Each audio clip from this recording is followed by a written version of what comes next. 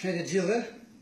Njeriu i cili u glorifikua dhe u kthye në mit për shkak të dronit të ngritur në stadiumin e Partizanit në ndeshjen Serbi-Shqipëri është e quajtur ballist Morina, është prangosur nga policia një ditë përpara sfidës së Elbasan Arena.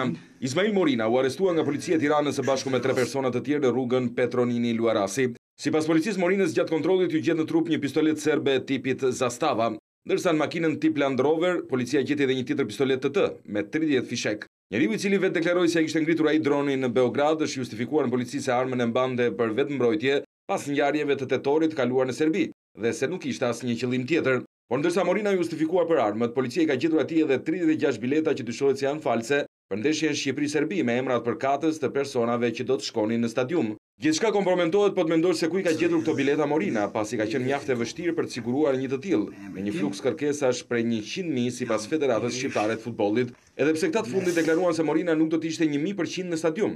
Vetë ai në një video këmbguli se do të jetë i pranishëm. Ishte siguruar biletën dhe madje do t'i bënte një palsyze dhurat kryeministit serb Aleksandar Vučić. Arrestimi i Ismail Morinës, i njohur si ballist Morina, u pasqyruar gjerësisht edhe në mediat serbe. Ato shkruajnë se terroristi Morina u kap pasi kërcenoi kryeministrin Vučić. Ndërsa tifozit Morina i duhet tashmë të jap shpjegime për armët dhe biletat, nuk mungojnë njerëzit që duan t'i veshin atij petkun e herojit. Më i fundit ishte rasti i familjes së Adem Jasharit në Prekaz të Kosovës, që vlerësoi ballistin me titullin Osamir me qenë shqiptar.